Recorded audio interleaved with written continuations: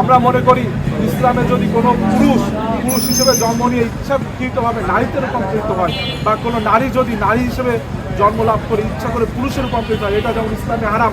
আমরা একইভাবে মনে করি যারা কখনো নিজেদেরকে সাধারণ শিক্ষার্থী, যারা কখনো বিভিন্ন সংগঠনের সভাপতি সাধারণ সম্পাদক বলে আবার কিছুদিন পর রূপান্তরিত করে ইসলামী ছাত্র শিবিরের নেতা বলে যায়, এটাও হয়তো বা ইসলামে যদি তৎকালীন সময় থাকতো এটাও হারাম বলে পরিচিত। আমরা আজকে এখান থেকে বলতে চাই, আমরা একটি সুস্থ, সুন্দর, স্বাভাবিক, গণতান্ত্রিক ক্যাম্পাস বিনির্মাণের জন্য বদ্ধপরিকর। বাংলাদেশ জাতীয়তাবাদী ছাত্রদল ক্যাম্পাসের শিক্ষার্থীদের নিরাপত্তা চাই।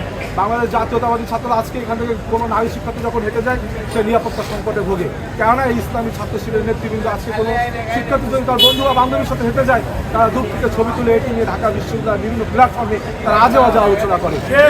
শিক্ষার্থীদের বিভিন্নভাবে ব্যক্তি স্বাধীনতা কিন্তু হারিয়ে যাচ্ছে। ঢাকা বিশ্ববিদ্যালয়ের শিক্ষার্থীরা যে আপনার প্রগতিশীলতার ধারকবাহক, বাংলাদেশ জাতীয়তাবাদের ধারকবাহক, সেটি কিন্তু তারা তাদের ইচ্ছা স্বাধীনভাবে কিন্তু এই ক্যাম্পাসে তারা পদচারণা করতে পারছে না।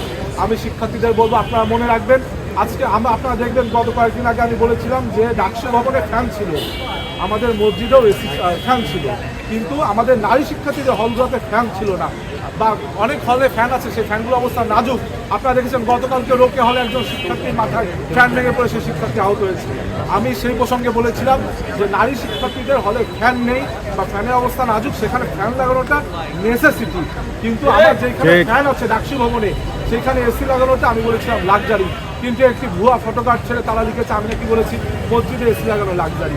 এই যে মিথ্যাচার, এই যে ভণ্ডামি, এই যে প্রতারণা, এই বিচার আমি ঢাকা বিশ্ববিদ্যালয়ের শিক্ষার্থীদের কাছে দিলাম, এবং আমার বিশ্বাস আগামী দিনের ছাত্র সংসদ যে নির্বাচন হবে সেইখানে ইনশাআল্লাহ বাংলাদেশের ঢাকা বিশ্ববিদ্যালয়ের যে শিক্ষার্থীরা রয়েছে তারা ব্যালটের মাধ্যমে এই যে যারা মুনাফিক, যারা কপটতা করেছে, যারা প্রতারক, যারা মুখে বলে এক করেছে আর এক, যারা বলেছিল কোনো মাদার অর্গানাইজেশন তাদের নেই, কোনো মাদার অর্গানাইজেশনে প্রচারণা যাবে না, কিন্তু তারা দেখেছেন এই ক্যাম্পাসকে ভূমিকম্পের দোহাই দিয়ে বন্ধ রেখে তারা কিন্তু বিভিন্ন জায়গায় হেলিকপ্টার যোগে জামাতের এমপি প্রার্থীদের পক্ষে প্রচারণা চালিয়েছে।